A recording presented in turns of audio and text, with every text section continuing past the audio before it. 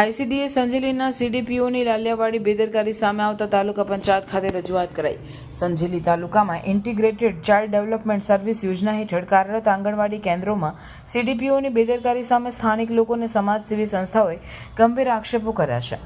આંગણવાડી કેન્દ્રોમાં બાળકોને પૂરતું પોષણ, શિક્ષણ અને આરોગ્ય સેવાઓ મળતી નથી, તેમજ કેન્દ્રોની કામગીરીમાં ગંભીર અનિયમિતતાઓ જોવા મળી રહી છે। આ મુદ્દાને લઈને સંજેલી તાલુકા પંચાયત ખાતે રજૂઆત કરવામાં આવી છે, જેમાં સીડીપીઓની જવાબદારી નિષ્ફળ રહી હોવાનું જણાવાયું છે। આંગણવાડી કેન્દ્રોમાં બાળકોને આપવામાં આવતી પોષણ સામગ્રીની ગુણવત્તા અંગે પણ પ્રશ્નો ઉઠ્યા છે। કેટલાક કેન્દ્રોમાં જૂના અને નીચી ગુણવત્તાવાળા યુનિફોર્મ્સ આપવામાં આવ્યા હોવાનું સ્થાનિક લોકોએ જણાવ્યું છે। આ અંગે કલેક્ટરે સીડીપીઓને 7 દિવસની અંદર યોગ્ય યુનિફોર્મ્સ વ્યવસ્થા કરવા આદેશ આપ્યો છે અને જો આમાં નિષ્ફળતા રહેશે તો કડક કાર્યવાહી કરવામાં આવશે। આ પ્રકારની બેદરકારીના કેસો અન્ય રાજ્યોમાં પણ સામે આવ્યા છે।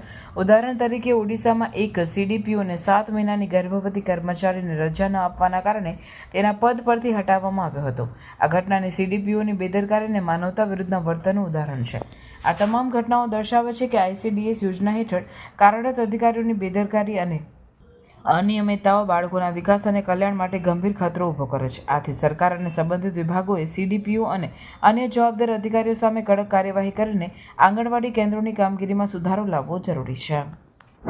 ગઈકાલે દેશના પ્રધાનમંત્રી દાહોદ જિલ્લાની મુલાકાતે હતા, ત્યારે સંજેલી તાલુકાના લગભગ 137 જેટલી આંગણવાડી કેન્દ્રો ગઈકાલે બંધ હતા।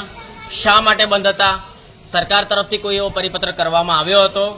એવો કોઈ પણ પ્રકારનો પરિપત્ર ન કર્યો હોવા છતાં પણ ગઈકાલે સંજેલી તાલુકાની લગભગ 137 જેટલી આંગણવાડી કેન્દ્રોની અંદર ખંભાથી તાળા લટકેલા હતા।